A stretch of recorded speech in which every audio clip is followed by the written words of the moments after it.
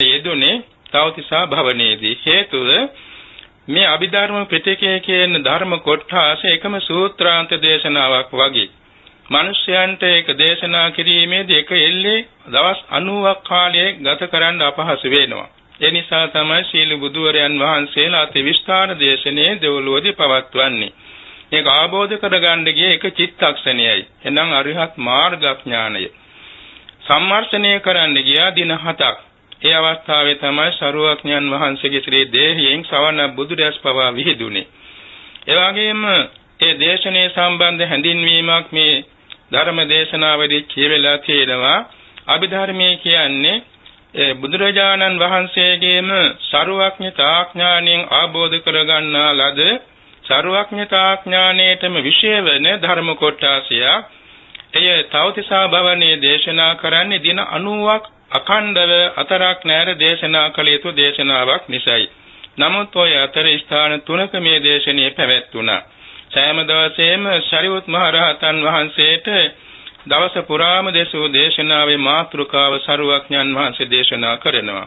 ශරීවුත් මහ රහතන් වහන්සේ දෙවෙනි බුදු කෙනෙක් හා සමාන බැවින් සරුවඥන් වහන්සේගේ ඒ උත්තරීතර ධර්ම දේශනාවේ මනවින් තේරුම්ගත් උත්තමයෙක් නිසා තමන්ගේ සිසු පිරිස 500ක් දෙනාට නවක භික්ෂු පිරිසට උගන්වුවා.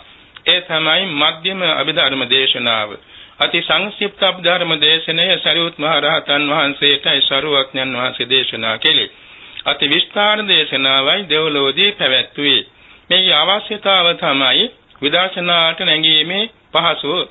විශේෂයෙන්ම අභිධර්මයේ කියන මේ පැහැදිලි වෙන්නේ පරමාර්ථ කතාව. පරමාර්ථ දේශනාව. එතකොට පරමාර්ථ දේශනාව වශයෙන් අපේ ස්කන්ධ පංචකයේ තිබෙන ස්කන්ධ ආයතන ධාතු ඉන්ද්‍රිය පටිච්චසමුප්පාද එවාගෙම සූවිසි ප්‍රත්‍ය මේ ධර්මතාවන් මනමින් තේරුම් ගන්න පුළුවන් වෙන්නේ අභිධර්මයේ යම් පමණ දැන ගැනීමෙන් පමණයි. එසේ නැතුව ඒ ධර්මයේ නොදැන කවදාකවත් මඟඵල නිවන් සුව ලැබෙන්නේ නැහැ.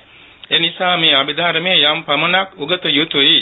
ඥානවන්තයෝ මේක මනමින් ඉගෙන ගන්න අතර අපේ බුදුරජාණන් වහන්සේගෙන් ප්‍රභව වූ ආරම්භ වූ දේශිත වූ මේ ධර්මයේ සරියුත් මහ රහතන් වහන්සේ පළමු කොට දරාගත්තා. ඊළඟට ආචාර්ය පරම්පරාවෙන් තුන්වෙනි සංගායනාව දක්වාම ගෙන ආවා. ආචාර්ය පරම්පරාව කිව්වේ සරියුත් මහ රහතන් වහන්සේගේ ශිෂ්‍ය පරම්පරාව. සරියුත් මහ රහතන් වහන්සේ ළඟට බද්දජී කියන රහතන් වහන්සේ, ඊළඟට සෝභිත රහතන් වහන්සේ, ඊළඟට පියජාලී රහතන් වහන්සේ, ඊළඟට පිය පාල රහතන් වහන්සේ, ඊළඟට පිය දස්සී මහ රහතන් වහන්සේ, ඊළඟට කෝසිය පුත්ත සිග්ගව මහ රහතන් වහන්සේ, ඊළඟට සන්දේහ මහ රහතන් වහන්සේ, ඊළඟට තවත් දුරට මොග්ගලී පුත්ත මේ සුදත්ත රහතන් වහන්සේ, ධම්මිය රහතන් වහන්සේ, සෝනක රහතන් වහන්සේ, දාසක රහතන් වහන්සේ, ළඟට ශ්‍රේවත රහතන් වහන්සේ.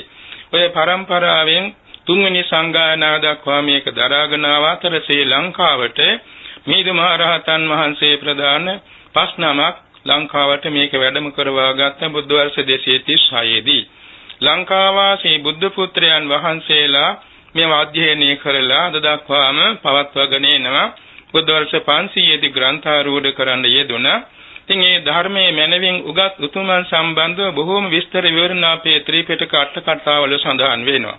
එනිසා මේ ධර්මයේ පිළිබඳව යම් පමණක් බෞද්ධයන් දැනගත්තොත් තමන් වඩන නිවන් මඟ සාර්ථකව ගෙන යාමට පහසුවක් වෙනවා. එනිසා මේ සම්බන්ධවයි අද අපේ සාකච්ඡාව තවත් දුරට ගැටළු ඇතොත් ඒ සම්බන්ධව අපි ආරාධනා කරමු. නායක ස්වාමීන් වහන්සේට බොහොම පිං දිගාසිරි පතනවා.